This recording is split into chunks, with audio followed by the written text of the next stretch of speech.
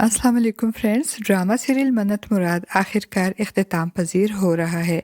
इसकी आने वाली एपिसोड सेकंड लास्ट एपिसोड होगी और मन्नत मुराद ड्रामे के शायकीन को इसके हैप्पी एंडिंग का शिद्दत से इंतज़ार है।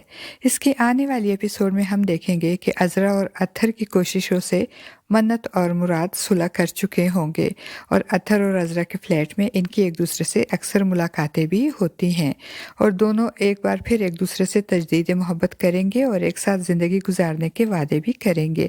लेकिन इनकी खुशियों में इनके घर वाले बहुत बड़ी रुकावट होंगे। एक तरफ तो मन्नत के भाई मन्नत को मुराद के घर भेजने पर राज़ी नहीं होंगे, तो दूसरी तरफ मुराद की माँ रज़िया बेगम भी किसी सूरत मन्नत को अपने घर बसाने पे राज़ी नहीं होंगी और यही बात मन्नत और मुराद के साथ साथ अत्थर और अज़रा को भी परेशान करेगी।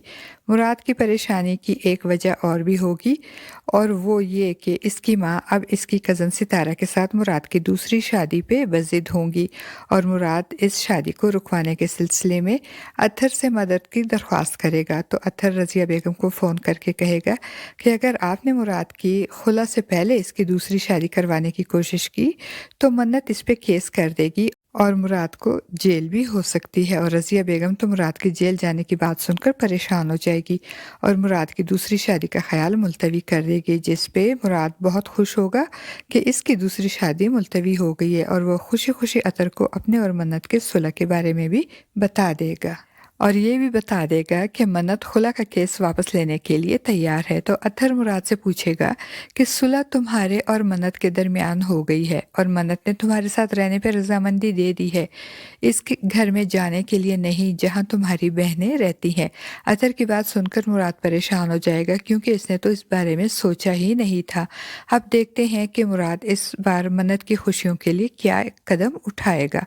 दूसरी तरफ मन्नत की भाभी भी जब मन्नत को खुला के पेपर साइन करने को कहेगी तो मन्नत साइन नहीं करेगी, जिस पे इसकी भाभी सबिया को बहुत गुस्सा आएगा और वो मन्नत पे नाराज़ होते हुए कहेंगी कि 3 महीने हो गए हैं तुम्हें घर वापस आए हुए और तुम अब भी अपने फैसले में क्लियर नहीं हो।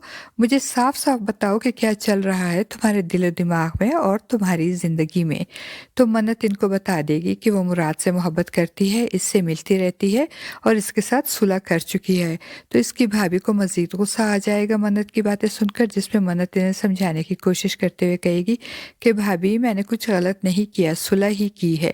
तो सबिया उसे डांटते हुए कहेगी कि मुझे तुम्हारी सफाइयों की ज़रूरत नहीं, क्योंकि वो जानती है कि बड़े भैया कभी भी मन्नत को मुराद के साथ दोबारा इस घर में नहीं भेजेंगे।